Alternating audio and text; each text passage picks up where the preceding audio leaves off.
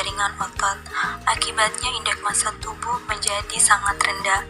Kondisi kurang energi protein ini lebih sering dialami oleh anak-anak di negara berkembang, termasuk Indonesia. Tanpa kalori dan protein yang cukup, energi dalam tubuh akan berada dalam kadar yang sangat rendah dan fungsi vital tubuh terganggu.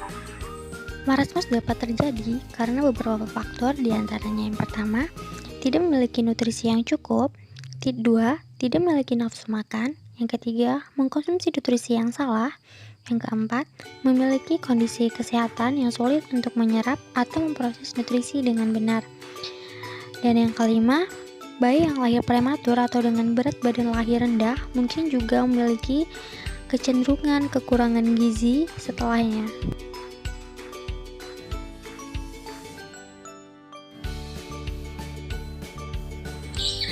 Penyebab tidak langsung dari penyakit marasmus. Yang pertama, ketersediaan pangan rumah tangga. Yang kedua, kurangnya pendidikan, pengetahuan, keterampilan, dan pola asuh anak yang tidak memadai. Yang ketiga, sanitasi dan air bersih pemukiman yang tidak sehat. Lalu yang keempat, pelayanan kesehatan dasar yang tidak memadai. Yang kelima, ketidakmampuan mengakses fasilitas kesehatan. Lalu yang terakhir adalah kondisi sosial, politik, dan ekonomi negara. Masalah penyakit marasmus, penyebab mendasar atau akar masalah gizi di bawah ini adalah terjadinya krisis ekonomi, politik, dan sosial, termasuk bencana alam yang mempengaruhi ketidakseimbangan antara asupan makanan dan adanya penyakit infeksi yang pada akhirnya mempengaruhi status gizi balita.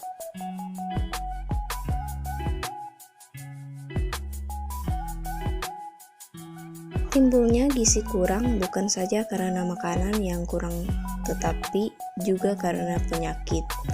Anak yang mendapat makanan yang cukup baik tetapi sering diserang diare atau demam, akhirnya dapat menderita gizi kurang.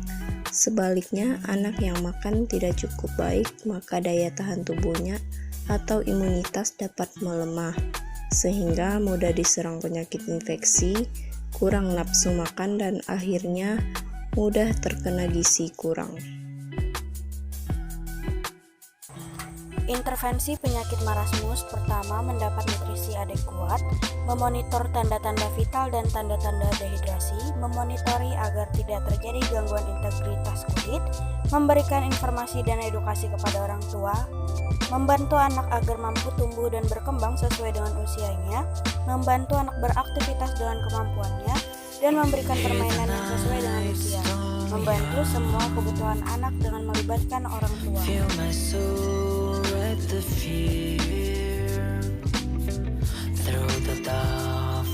Latar belakang kami memilih masalah penyakit marasmus ini dikarenakan penyakit marasmus merupakan salah satu jenis kondisi malnutrisi yang sering terjadi pada anak-anak di negara berkembang.